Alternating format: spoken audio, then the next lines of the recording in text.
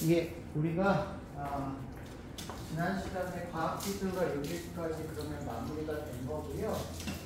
그 교재 정리랑 수술 뭐 이거 보는 거는 진도를 다 나가고 보도록 할게요. 그래서 마지막 우리가 단원으로 나가야 되는 예술과 윤리 단원을 보도록 하겠습니다. 213페이지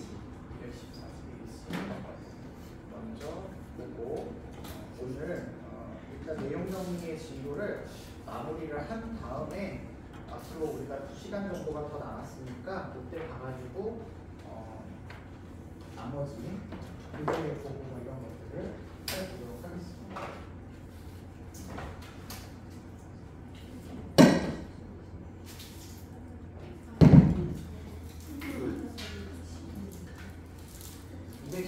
페이지 12단원 볼 차례고요.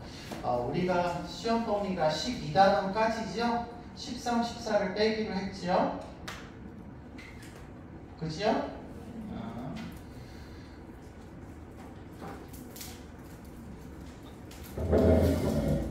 오늘 나가는 얘기는 예술과 윤리예요.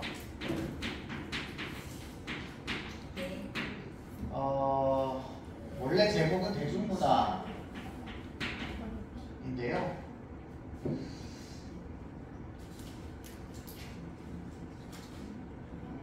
대중문화 윤리.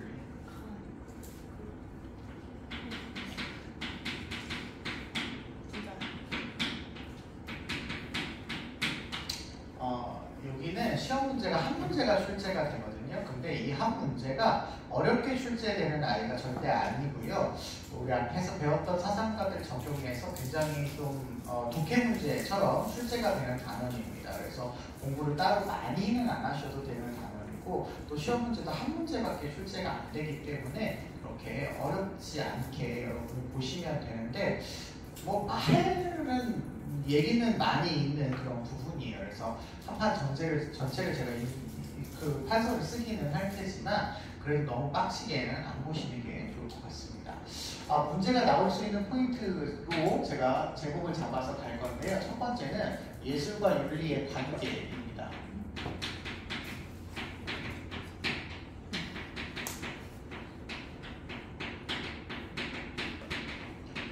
예술과 윤리를 어떻게 볼 거냐라고 하는 그 관계에 있어서 첫 번째 입장은 도덕주의의 입장이 하나가 있을 수가 있습니다.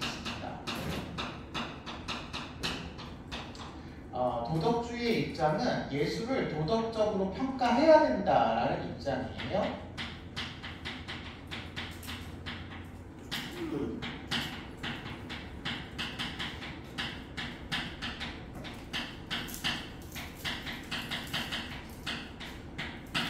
그러니까 예술과 도덕을 별개의 영역으로 예술은 예술적 기준으로 도덕은 도덕적 기준으로 평가를 하는 게 아니라 예술과 도덕을 한 세트로 보고 도덕적 기준으로 예술도 평가하고 도덕도 평가한다. 이런 맥락이 되시겠죠. 그래서 예술이라고 하는 아이도 도덕성과 관련이 있어야 된다라는 겁니다. 예술은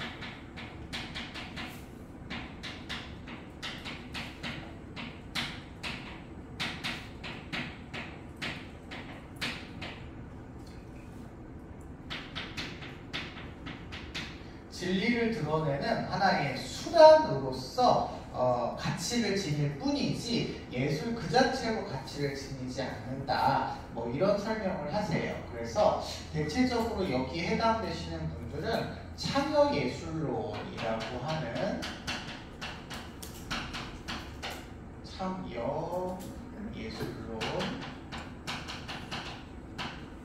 이라고 하는 그런 지향점을 갖고 있어서 사회 문제와 같은 부분에 예술적 참여를 강조하시죠.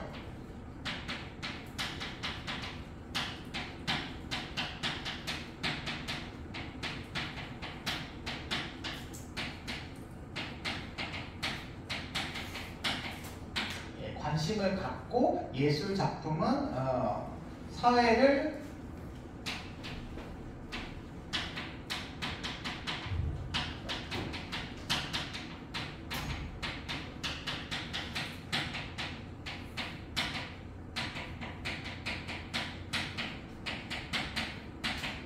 반영해서 나타나는 거다. 이렇게 보시는 그런 관점입니다. 그래서 이분들은 약간 뭔가 예술 활동의 내용이 형식보다 더 중요하다. 이렇게 보시기도 해요. 예술의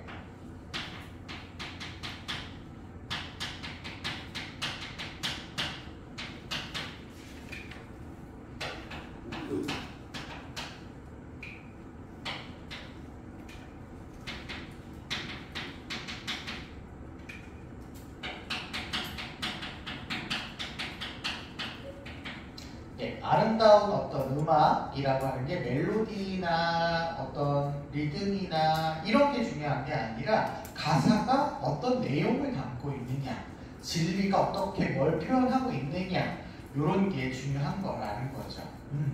그래서 우리 방송에 나올 때 보면 약간 뭐 멜로디가 좀 이상하다 좀 이런 건 괜찮지만 내용이 욕설이 있다든지 선정성이 있다든지 그러면 방송 불가 판정을 내리잖아요. 그런 경우는 이제 내용이 더 중요하다고 보는 이런 사회예술론의 관점, 도덕주의의 관점이다 이렇게 생각을 하실 수가 있을 것 같아요. 그래서 이 분들은 대체적으로 예술작품에 대한 검열이 필요하다.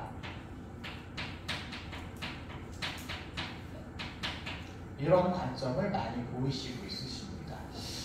사상가를 좀 살펴볼 텐데요. 4번.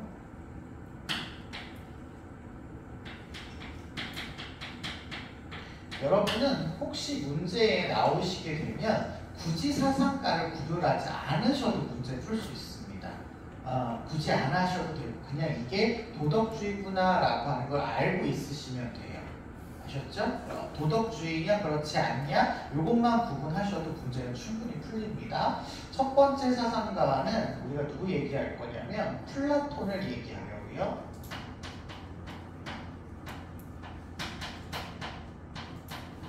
플라톤 선생님은 우리 세상이 두 개로 쪼개져 있고 완전한 세상인 무슨 세상이 존재하죠? 이데아라고 하는 세상이 존재하죠. 그래서 이 모든 현실 세계는 이데아를 닮아서 살아야 이상적이다. 이렇게 얘기한단 말이야. 그러면 예술 작품도 이데아를 뭐 해야 돼? 닮아야죠. 이데아의 모방으로서 예술 작품이 나타나야 되겠습니다. 그러면 예술 작품이 좋아야 되겠죠. 좋은 것이어야 되겠죠. 도덕적으로도 좋은 것이어야 되고 내용적으로도 좋은 것이어서 예술 작품을 통해서 젊은이들을 교육시키는데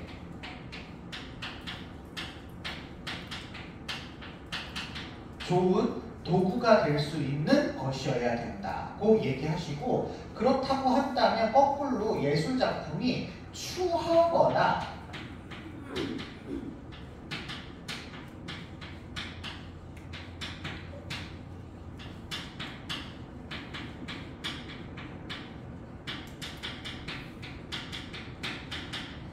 좀 이상한 예술작품이 나왔다. 그러면 그런 예술작품은 예술작품으로 인정하지 않는다라는 거예요. 그래서 이런 것들을 선호하지 않는다. 밖으로 쫓아낸다. 이렇게 생각을 하시면 좋을 것 같습니다. 그래서 좋은 어떤 예술작품은 계속 유지시키고 그렇지 않은 작품은 멀리한다. 이런 맥락에서 이데아를 근거로 설명하시는 분이라고 보시면 되겠고요. 두 번째 사상가는 우리 교재에서 이 사람들의 제시문을 보시면 이게 이런 얘기였구나 이렇게 알 수 있습니다. 두 번째 톨스토이가 요즘에는 종종 나오더라고요. 이분은 일단 예술작품의 목적이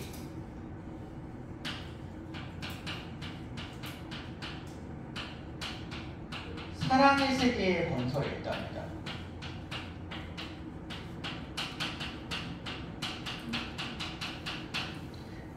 톨스토이의 대표적인 작품이 뭐예요? 톨스토이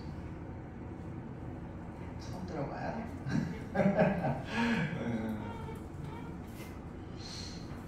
제가 도스토옙스키 그 사람하고 좀 헷갈려가지고 톨스토이가 죄와벌인가요? 뭐 그런 거 지으신 분이잖아요. 그래서 뭔가 이렇게 선명하게 예술 작품을 통해서 이건 좋은 거, 이건 나쁜 거 이렇게 표현해야 된다고 보시는 분입니다. 그래서 예술에 대한 사회적인 역할을 강조하시고요.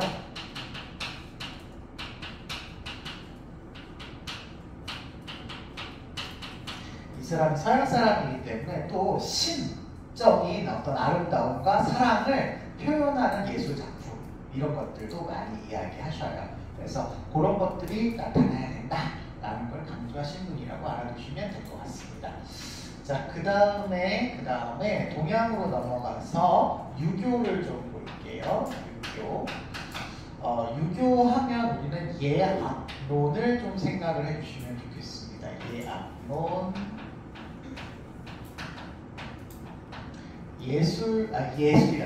예라고 하는 도덕성과 음악이라는 예술은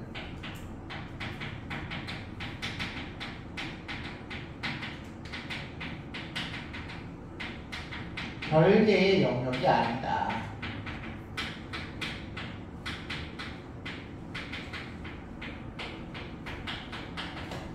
요 이야기를 하시는 내용이 예악론이에요. 그래서 예적, 그러니까 도덕성의 어떤 확립을 위해서 예술적인 노력이 상호 보완적으로 역할을 할 수 있다. 이런 이야기 하는 게 예악론이거든요. 대표적인 사상가는 공자 선생님이 있으시죠. 공자 선생님이 이제 예악론을 엄청 강조하셨고요. 이런 표현을 쓰시기도 합니다. 시에서 일어나고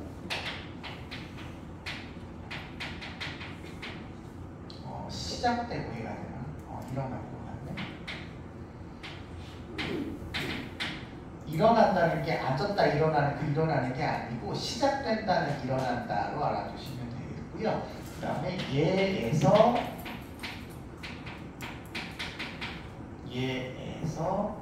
서게 되고 악에서 완성된다.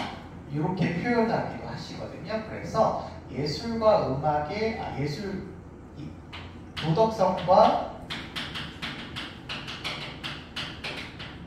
예술의 상호 보완성, 서로 도움을 주고 발전시킬 수 있다. 이런 것들을 강조하시고 계십니다. 그래서 백성들을 교화시켜서 도덕적으로 만드는데 음악이라고 하는 도구가 굉장히 유용하다고도 이야기하셔요. 그래서 통치 수단에 있어서 예를 사용하는 것도 엄청 강조하시는데 유교 사상가 중에 공자하고는 살짝 다르신 분이 순자죠. 순자 뭐 따로 생각 안 하셔도 상관없어요. 그냥 유교라고 하도 되는데 워낙 순자가 성악설을 주장하시기 때문에 순자 얘기가 나오면 본성을 교화하는 것, 본성을 교화하는 목적으로 음악을 사용할 수 있다. 이런 표현들이 이제 주로 나오시게 되고, 그래서 순자 얘기가 나오면 우리 예전에 성왕이나 선왕이라는 표현을 쓰죠. 이게 이런 분이 예를 제정했다라고 얘기했잖아요. 예를 제정했다. 예가 원래 내 마음속에 없었으니까 만들었잖아요. 그런 것처럼 예뿐만 아니라 악도 제정을 해요. 그러니까 만들어야 되는 거야. 원래 본성에는 선함이 들어있지 않으니까 이걸 만들어서 백성들로 하여금 악한 본성에 의해서 무질서하고 혼란스럽게 살아가지 못하도록 음악 이런 것들이 형식과 규칙을 갖고 있으니까 그 규칙에 맞는 절제하는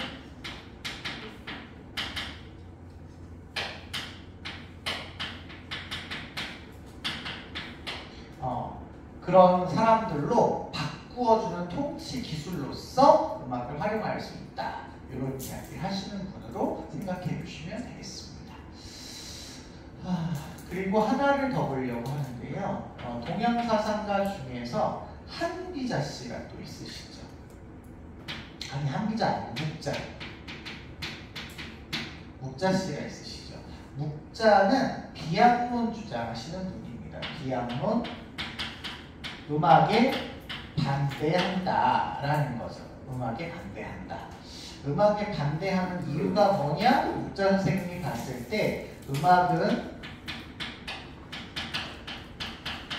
즐거움을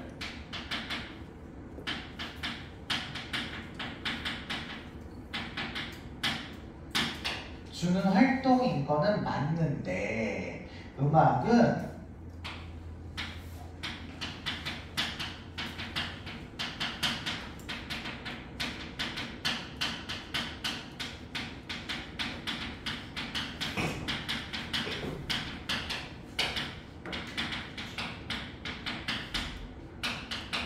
백성의 이익과 합쳐지지가 않아요. 백성의 이익이 안 돼요. 이익이 안 돼요. 오히려 음악 활동이나 예술 활동이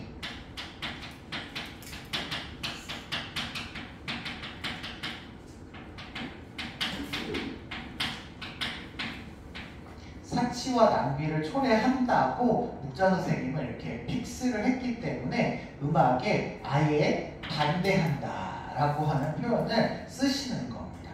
근데 음악을 반대하는데도 이게 도덕주의냐? 도덕주의입니다. 음악을 도덕적 기준으로 뭐 했으니까요? 평가했으니까요. 아셨죠? 그래서 단순하게 그냥 도덕적으로 도움이 되는 아이들만 도덕주의다가 아니라 도덕적으로 도움이 되지 않아도 음악을 도덕적으로 평가하면 무조건 도덕주의에 들어갈 수 있다라고 알아두시면 되시겠습니다. 자, 두 번째의 예술과 도덕의 어떤 관계를 이야기할 때 두 번째로 강조하시는 것들이 이제 그냥 예술은 그냥 예술로만 봐야지 왜 도덕적으로 평가하냐라고 보는 관점에서 심미주의의 관점이 하나가 있을 수가 있겠습니다. 심미주의, 다른 표현으로 유미주의라고 하기도 해요. 유미, 오로지 육자를 써서 아름다운 것만 강조한다라고 하는 유미주의라고 이야기하기도 합니다. 얘네들은요,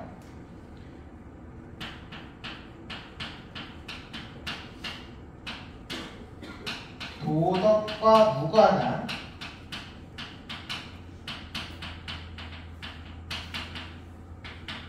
예술의 영역을 강조하죠.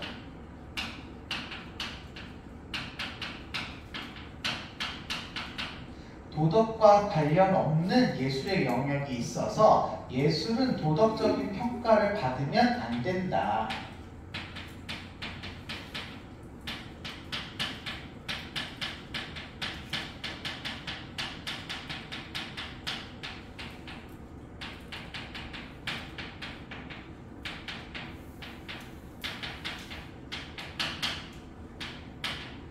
예술을 도덕적으로 평가하면 예술가가 예술 작품을 만드는 데 있어서 제한과 한계가 많이 생긴다는 거야. 그래서 예술가는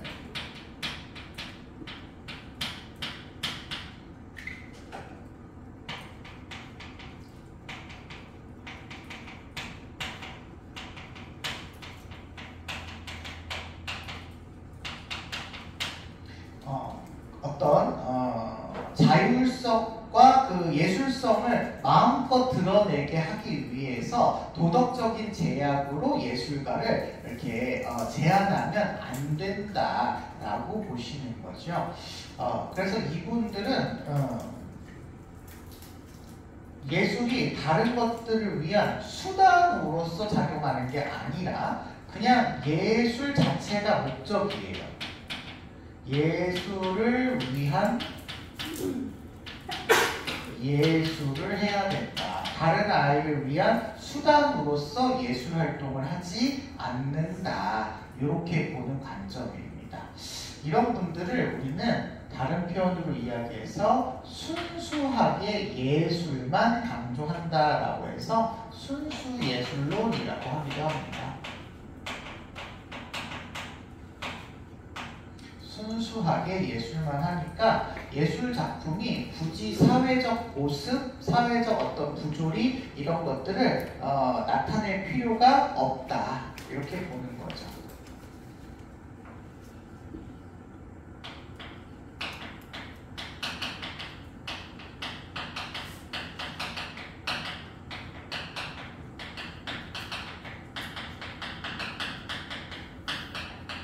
그러다 보니까 이분들은 예술의 내용보다는 아름다움이라는 형식을 강조합니다.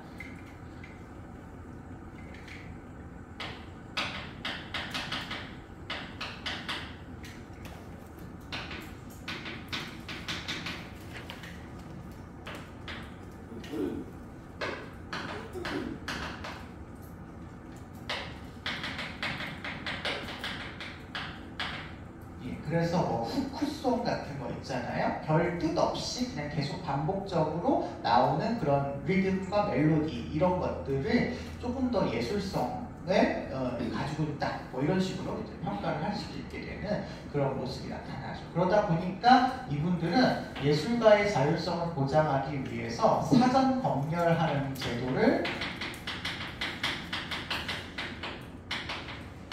반대하는 그런 모습을 보이고 있으시겠죠. 반대하시게 됩니다. 그래서 뭐 이런 작품은 되고 이런 작품은 안 돼. 뭐 이렇게 얘기하지 않아야 된다는 거죠. 자, 여기까지인데요. 이제 사상가를 좀 살펴볼 텐데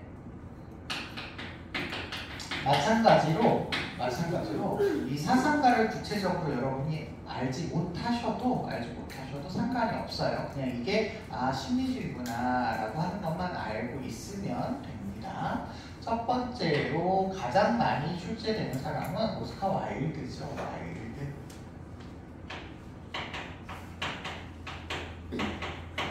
와일드 씨 되시겠습니다.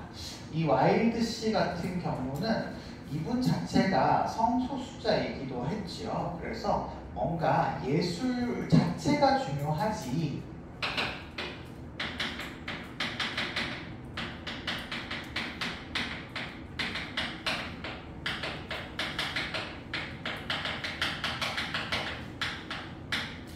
예술가가 어떻느냐에 따라서 그 작품이 평가되어서는 안 된다라고 이야기하시고 예술가는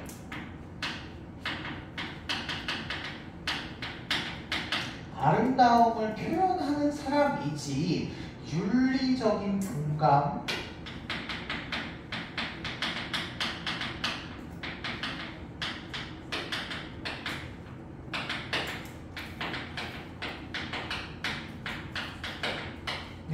이런 걸 발휘해가지고 뭐 사회의 부조리나 뭐 이런 것들을 고발하고 뭐 개선하고 이럴 필요 없다는 거예요. 그냥 예술을 위한 예술 이런 것들만 강조하시고요. 관습과 어떤 규범에 의해서 예술 활동을 하지 않는 자유롭고 뭐 창의적인 독창적인 그런 예술 활동이 필요하다고 이야기하시는 분입니다. 자, 두 번째는 스피먼이라는 분이 있는데 이분은 뭐 시험 문제에 거의 나오지는 않았어요. 스피먼이라고 하는 분은 이제 예술과 도덕이 별개의 영역이다.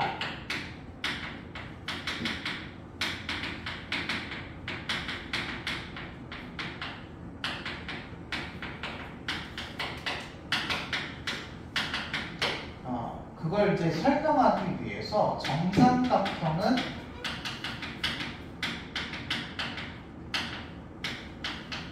도덕적이고 이등변 삼각형은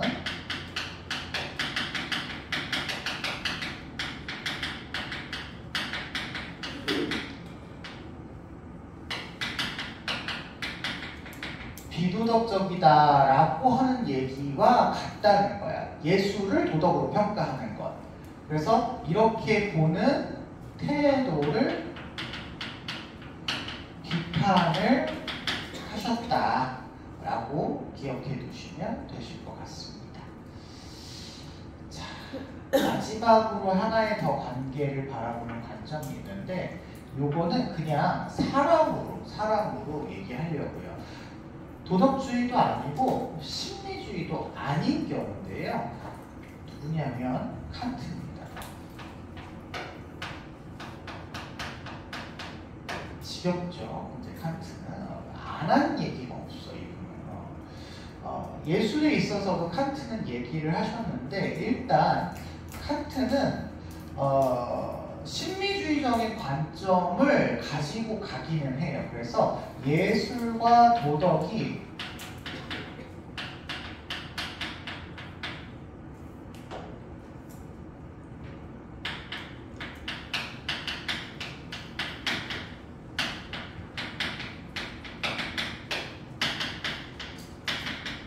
독립적으로 영역을 가지고 있다라고 하는 심리주의적 관점을 이야기합니다. 그래서 예술적 판단은 감정적 판단이고요. 그리고 도덕적인 판단은 칸트 아시다시피 실천 이성, 순수 이성, 성의지 강조하시잖아요. 무슨 판단이야? 이성적 판단이야. 그쵸? 그래서 각각의 영역이거든요. 감정적 판단과 이성적 판단의 영역인데 여기 제가 여기 쓸 거거든요. 여기 쓸 건데 여기 3번에다가 먼저 쓰고 제가 설명을 해야 될 것 같아요.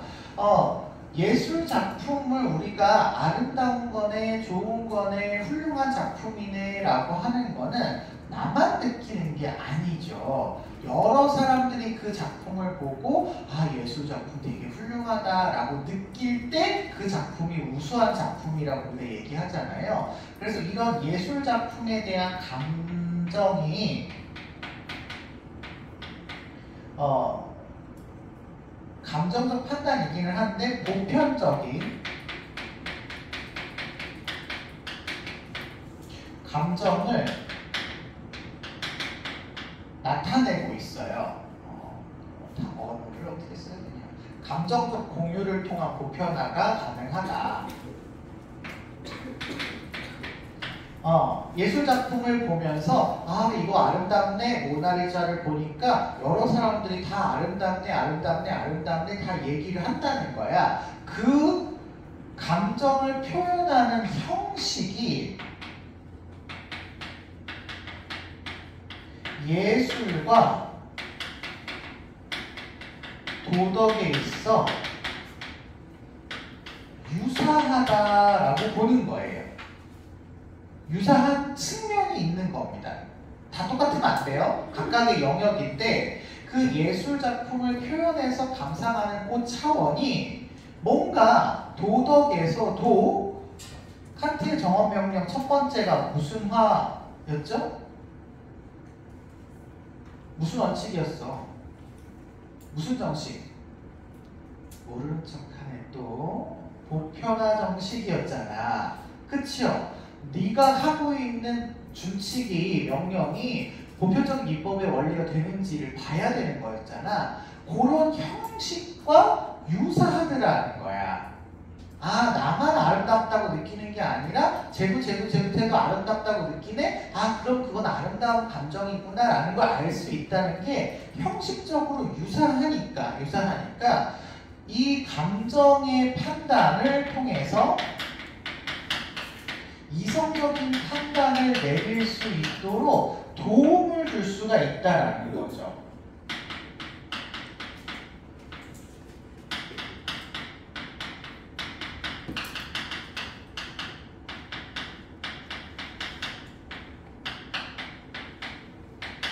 도움이 될 수 있다는 거야. 이런 측면에서는 이게 무슨 주의적 관점이냐면 도덕주의적 관점인 거죠.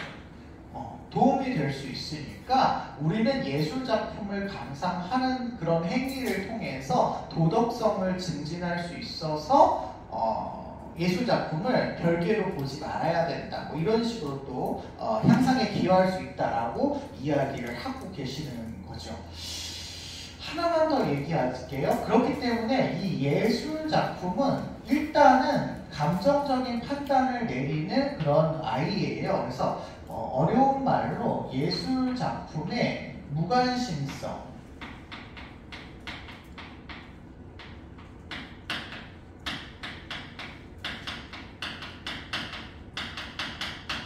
무사실성이라고 하기도 하거든요.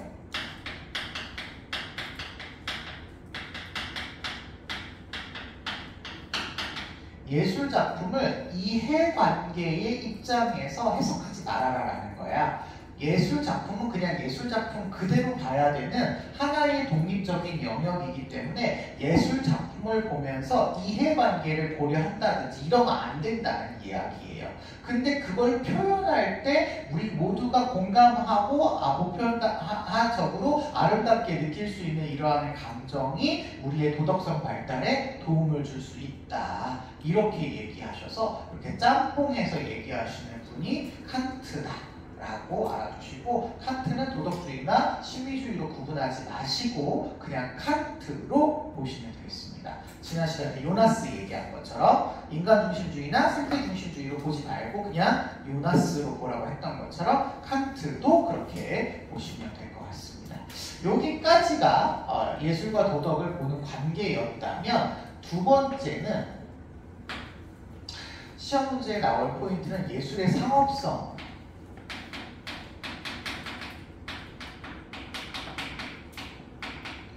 예술의 상업화와 대중화에 대해서 어떻게 생각하느냐입니다. 첫 번째로 긍정적으로 바라보는 그런 관점을 좀 살펴볼게요. 옛날에 예술가는 다 못 먹고 못 살았잖아요. 이런 식으로 약간 순수 예술을 주장하시는 분들이 특히 더 그랬죠.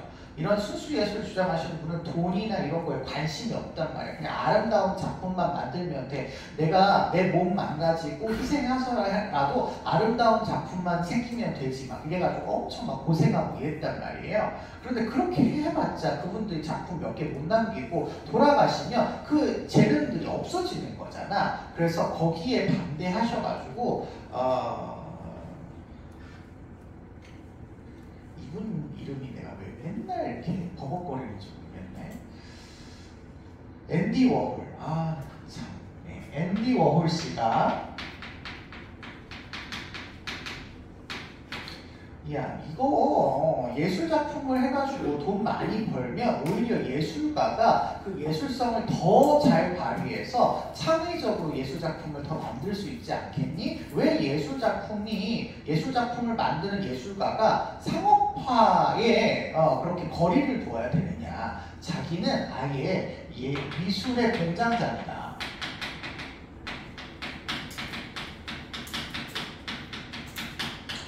미술을 이렇게 생산하는 그런 입장에서 이 생산을 많이 했으면 이걸 많이 뭐하게 만들어야 돼? 사람들한테 소비하게 만들어가지고 돈을 많이 버는 거죠. 수익을 증대를 시켜버리면 이게 예술가의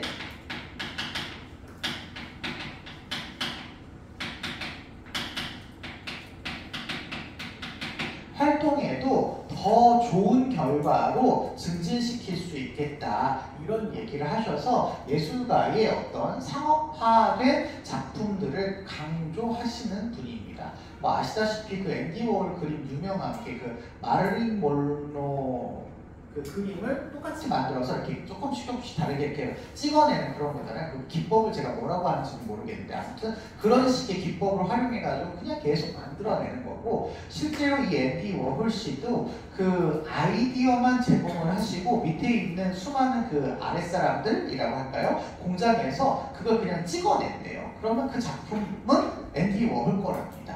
그래서 그런 식으로 해서 많이 팔고 뭔가 수익을 내는 활동으로 예술작품에 대한 상업성을 강조하신 분이죠. 그리고 또 한 사람은 이제 베냐민 씨인데요. 사실 앤디 워홀보다 이제 발터 베냐민, 이분이 훨씬 더 시험 문제 많이 나오시는데 세균에서는 베냐민으로 이 사람의 이름을 표현하지만 이분이 독일계 사람인가 봐요. 그래서 그 제이이기 때문에 벤자민이라고 영어식으로 쓰기도 합니다. 베냐민 선생님은 일단은 이전의 예술 활동은 그 고유한 예술 작품만을 강조하는 활동이었대요. 그래서 고유한 예술 작품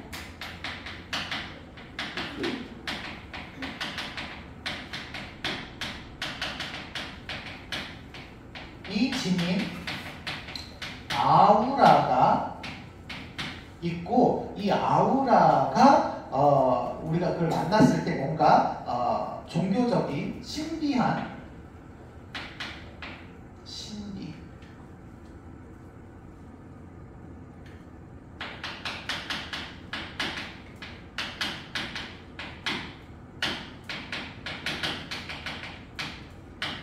체험과 감동을 느끼게 하기 때문에 사람들이 그 예술 작품을 보기 위해서 직접 그 예술 현장으로 갈 수밖에 없었다는 거예요. 옛날에는 모나리자를 보러 무조건 루블 박물관에 가야 되는 거고 어떤 오페라를 감상하기 위해서 그 오페라 공연을 꼭 직접 그 극장에 가서 봐야 했던 거죠. 그러다 보니까 이 예술 작품에 대한 제의적 가치 뭔가 종교적인 어떤 가치가 신성하다. 예술작품 조금 특별한 사람들이 하는 거네. 뭐 이런 어떤 느낌으로써 일반 대중이 향유할 수 있다라기보다는 조금 특수한 계층들, 특정 계층들이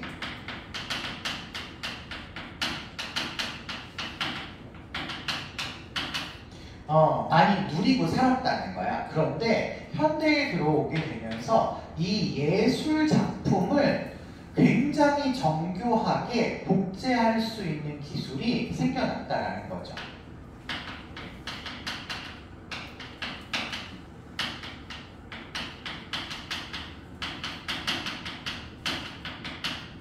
이게 발달을 하게 되었다는 거야. 물론 옛날에도 예술 작품을 복제할 수 있었죠. 사람이 이렇게 똑같이 그리거나 노래하는 사람 흉내 내거나 뭐 할 수 있었죠. 모조품 같은 게 있었지만 지금의 과학 기술은 이걸 뛰어넘죠. 엄청나게 컴퓨터가 거의 유사하게 만들죠. 그리고 뭐 공연장 이런 거 우리 VR 이런 거 하시고 완전한 사운드 막 이런 거 갖추시면 거의 그냥 공연장 수준처럼 우리가 볼 수 있잖아요. 그래서 이 복제 기술이 엄청나게 발달을 하게 되면서 원래 그 고유한 예술의 작품이 갖고 있던 아우라가 감소하는 거죠.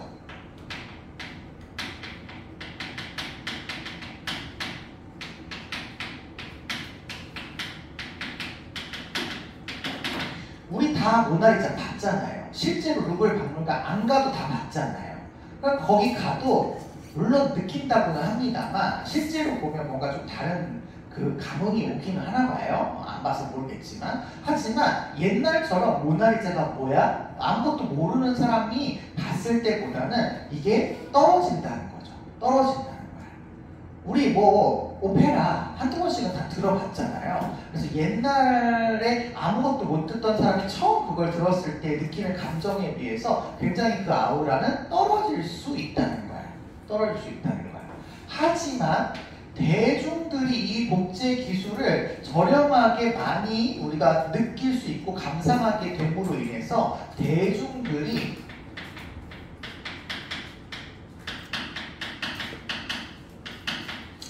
비판 의식을 성장시킬 수가 있겠죠.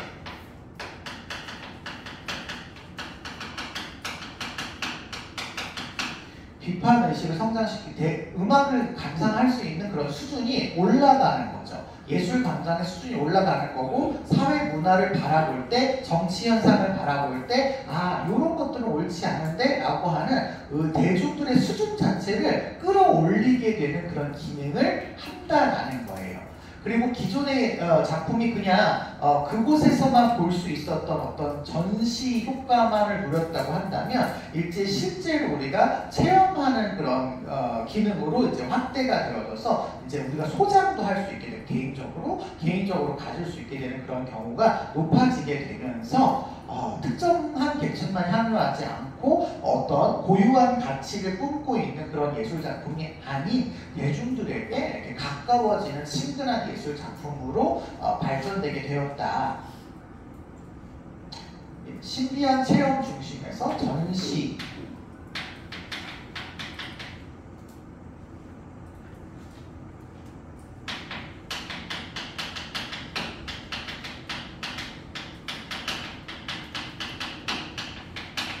및 상품으로서의 가치가 증대되는 그런 결과를 가져오게 되었다. 이런 측면에서 예술작품의 상업화나 이런 대중화는 뭔가 대중의식을 성장시키는 데 도움이 되지 않을까라고 생각을 했었는데 요거를 반대하는 사람이 있습니다.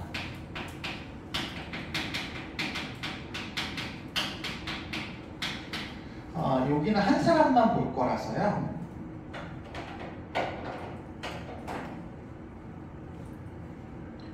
여기다가 쓸게요. 아도르노입니다. 아도르노. 이 아도르노라고 하는 분은요, 좀 생소한 분이라서요. 여러분은 이분이 마르크스 계열의 사상가다라고 생각하시면 좋겠어요. 호르크하이머라고 하는 분과 더불어서 인간의 도구적인 이성만 강조했었던 근대주의를 비판했던 사상가이고 마르크스를 계승하는 그런 사상가입니다. 그래서 약간 사회 구조를 지배 구조와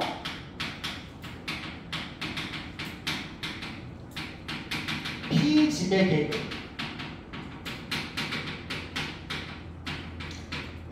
으로 이렇게 구분을 하시고, 문화라고 하는 건 지배 계급이 자기들의 어떤 지배를 뭔가 정당화하기 위해서 조작되어서 만든 게 문화래요. 그래서 문화, 이분은 산업이라고 부르고요. 이걸 문화산업이라고 부르고요. 이 문화산업은 지배 계급에 해당하는 자본가가 조작하고 통제해서 이걸 바탕으로 해서 자기네들의 지배를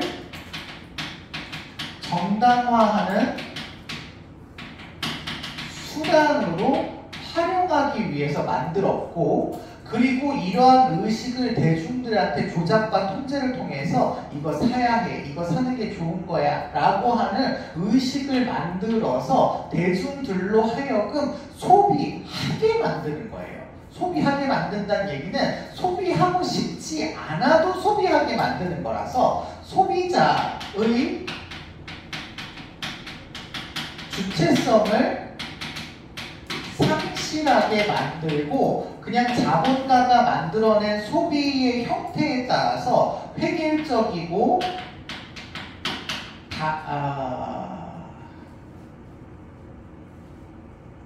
몰개성적인 상품을 그냥 단순히 소비하는 역할만 하는 존재로 전락을 시켜서 이 소비자, 일반 대중들의 의식을 높이는 게 아니라 오히려 이 일반 대중에게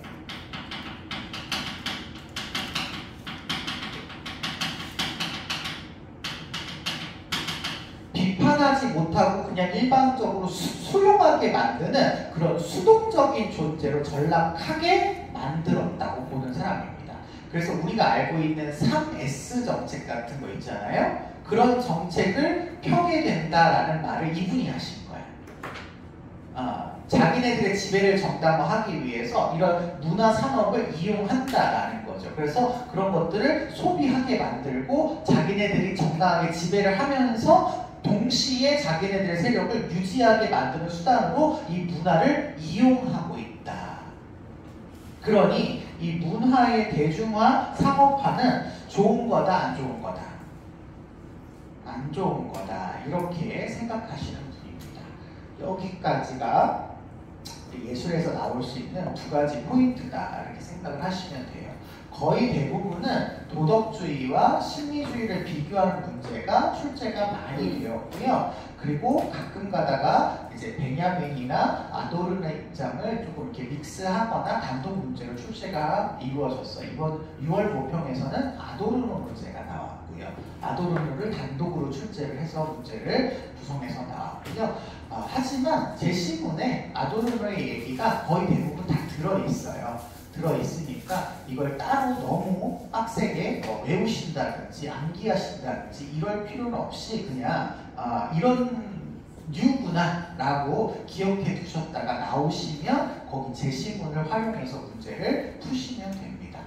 아셨죠? 그래서 그렇게 접근하시면 되고 이 부분이 좀 사상가들이 나오니까 이게 도덕주의겠구나 이게 심리주의겠구나 이거만 구분하시면 되는데 사실 이것도 어렵지 않은 게 우리가 익숙하게 보는 옛날 사람들은 다 무슨 주의야?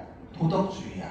그리고 현대에 등장한 사람들, 잘 모르는 사람들은 그냥 심리주의에 가까울 수 있어요. 그래서 이런 것도 딱히 그렇게 어렵지 않을 수 있을 겁니다. 다만 칸트가 나오면 조금 이분을 왔다 갔다 하시니까 헷갈릴 수 있으니까 칸트 내용만 좀 참고해 주시고요. 일단 다음 시간 우리 여기까지가 그 시험 범위 진도니까요. 다음 시간에 교재 정리하고 우리 수특 가서 보겠습니다. 수고하셨어요.